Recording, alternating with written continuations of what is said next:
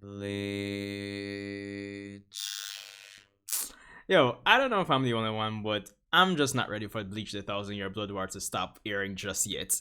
You know, next week we're getting the double episode, episodes 12 and 13, to cap off the the finale of the first core here. And I don't know, like, am I the only one? I don't know. It just kind of feel like we're ending now, but at the same time, it feels like we just started. You know, I don't know. It feels like like 3 months, 12 weeks just flew by, honestly, and it's just been nothing but quality. You know, again, shout out to Studio Period. Honestly, even though I can't wait till Core 2, this has been really good so far. But anyway, guys, of course, if you like my reactions and if you love Bleach, definitely leave a like and a comment. Of course, let me know what you thought about my thoughts and my reaction to this episode. This is the, well, arguably speaking, the best flashback, or I mean, the long-awaited everything but the rain flashback. One of the best flashbacks in Bleach, I would say. But anyway, leave a like, comment, subscribe. Let's get into it. Bit of lore dump here. Renji's just like, bro. Yeah, man, me did know. Me know say they ain't gotta work for Ichigo. Like, I feel like that's what he's saying internally. Welcome home, son. Oh. Man said cuttings right away. Oh. She wants to be my sugar mama? Yo! Bro, can we just sit back and appreciate just the pure aesthetic, just the visuals? Like, it just looks so good, bro, honestly. Yo! Woo!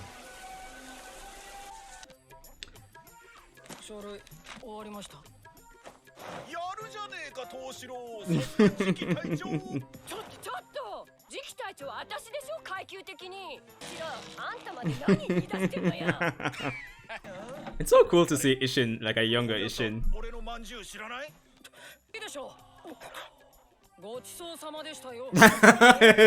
Seriously, dog.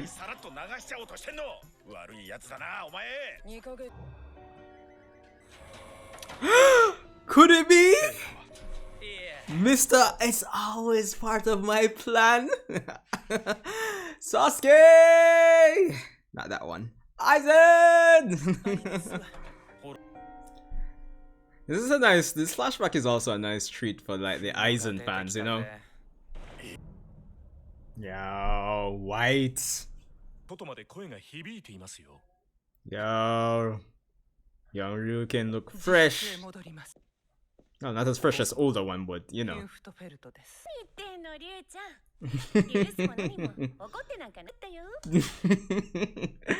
I think that Masaki is it's a nice playful version of Orihime, you know, just from these scenes alone. Such a bit of jealousy there, just a bit maybe. Yo! Yo! Shit! Woo!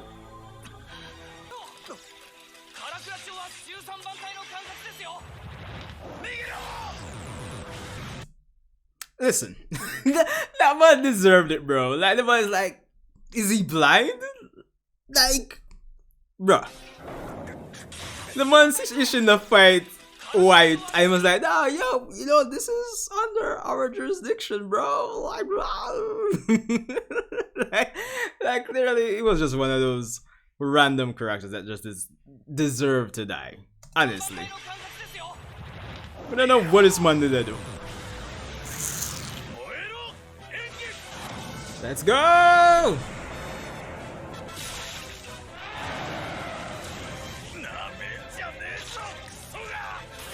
Let's go! Yeah. Woo! Yo, man, I like homegirl looks. Yo, man, I know the lighting effects with the Aran thing. just look well clean. Yo, Bleach just look good, bro. Man said, no, brother. Minifiso agam.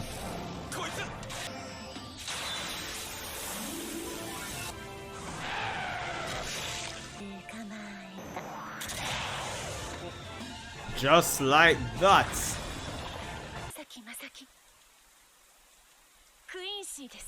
Hmm.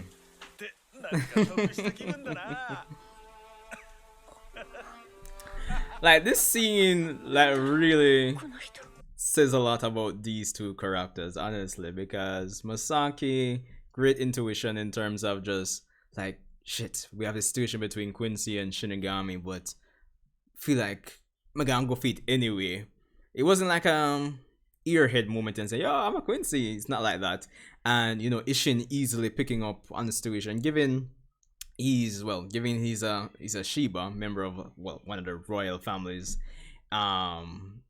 in Soul Society. He knows the situation between Soul Reapers and Quincy. So you could see from that exchange there that he was able to like really pick up, like, maybe she wasn't comfortable telling me that. Let me just ease the tension or any possible tension. So that's nice.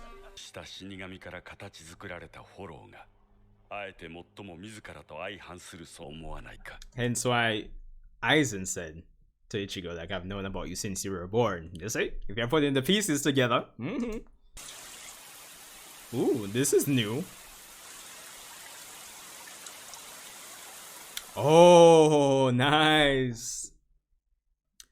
Alright, so that was episode 11 of Bleach the 1000-Year Blood War, the start of one of the most anticipated flashbacks of TYBW's finest work, as King of Lightning would say.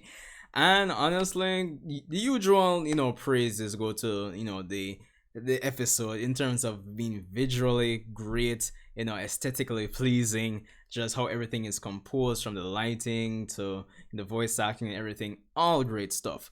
And of course, this flashback, as you guys saw, centers around a younger Masaki Kurosaki, a younger Isshin, a younger Ryukin, and way before Ichigo was born. And of course, we have a bit of Aizen Sasuke in the mix, fan favorite characters all around.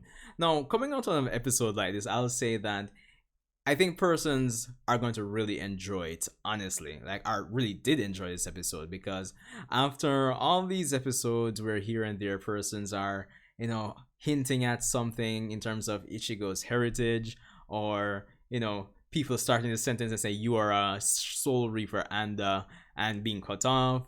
More recently, Yuha, Bach essentially saying like, yo, you don't know anything about yourself. All of these characters saying this to Ichigo.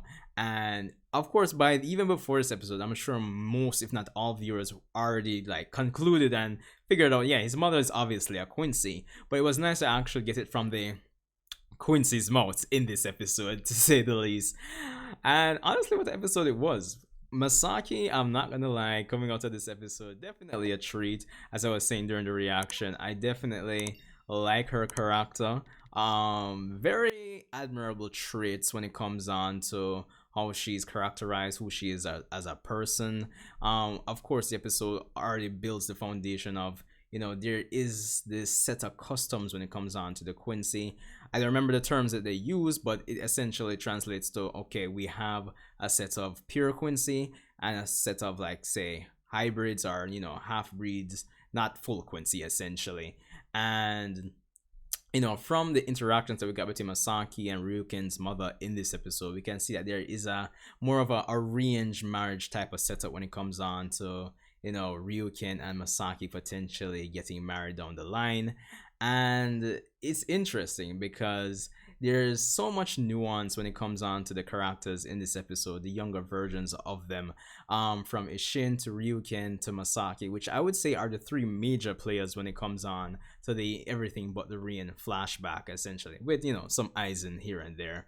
Masaki definitely reminds you of that Orihime-esque character, but I think she has just the additional oomph to really distinguish her from a character like Orihime. You can see that she has a strong sense of doing what she can when she can, as she said in this episode, that moral compass, doing what's right, not because of tradition or custom. We have Ryuken, who is very, into the Quincy custom and traditions, but you can see that there's nuance to his character there, and that beneath all that strict adherence to like customs, that he truly cares about the people around him, I would say, definitely. And Isshin, definitely the proactive captain, trying to protect his subordinates, doing what he can. And even what I was saying towards the end there, with the exchange between Masaki and Isshin, is essentially just the quick picking up, the intuition on Masaki's part, and just the emotional and actual historical know-how when it comes down to the Soul Reapers and Quincy, that Isshin kind of displayed in his quick, like, oh, she's a Quincy, let me just cut the tension down. It's just some little nuances in terms of how the characters interact that I really loved about this episode. And if you really pick it up, these are very interesting characters, to say the least. Very interesting dynamic. Now, one thing I will say, I can imagine a person saying coming out of this episode is like, if Isshin was a former captain of Squad 10, and from then till now, like, nobody has said anything about him being gone, or the fact that Ichigo came to the Soul Society, and nobody's saying like, oh, apart from like Rukia saying he, and Ukitake saying Ichigo looks like somebody we know, Kain Shiba, anyone? I hope I got that name right. But it should be Kain. Apart from that, there was no other hints. And Byakuya even correcting Ukitake at one point during the Soul Society arc. But in terms of that, nobody else has made any connections. It's only more recently, through additions to the Thousand Year Blood War, that Kukaku Shiba kind of basically mentions that she seemingly knew all along who Ichigo was. But I think that even with the additions, this kind of highlights one of the overarching problems when it comes down to Kubo's writing in Bleach. And if I could phrase it a certain way, it's acknowledging certain transitions when it comes down to characters, moving from one point of their life in Bleach to a next point, without it being a big time skip. Like, oh, Isshin disappears from Soul Society and never comes back. We don't know when the characters learned about this, how they felt about it.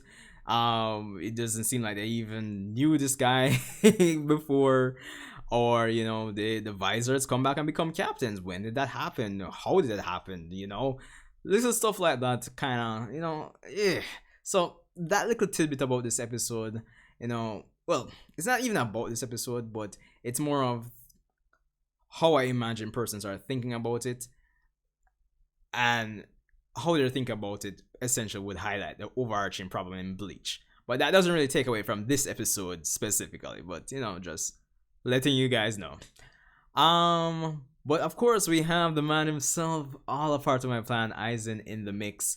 And it's interesting that we know that he's been doing experimentations and he's been a traitor to Soul Society for a long time. And based on the dialogue in this episode, we can tell that this is after the Turn Back the Pendulum arc, after Urahara and Yoriichi left the Soul Society with the Vizards. Considering that he's hunting down Shinji and all those characters apparently while doing experiments to have a dead Soul Reaper who has become a hollow and using it to hollowify other Soul Reapers, essentially. Part of Aizen's whole big research to break the barriers between soul reapers or Shinigami and hollows, essentially. So Aizen's just Aizen's, and he's a nice treat in this episode, to say the least. But all in all, I thought it was decent. As I said, visually really great, nuanced version. Well, a nuanced look at the younger versions of Ryuken, Isshin, and finally getting to see young Masaki. This is probably the most screen time Masaki's had in Bleach, so there's that. nice action. There was that one scene, well, not one frame, but that one scene with White's face looking kind of weird. But apart from that, visually, the episode is great. And apart from potential viewers or viewers potentially, when they think about it, on certain, connections between certain characters and who they once were, in this case, Isshin. Apart from that, highlighting the overarching problem I find with Kubo's writing, at least. I thought it was a decent episode. But at this point, I think most persons are putting.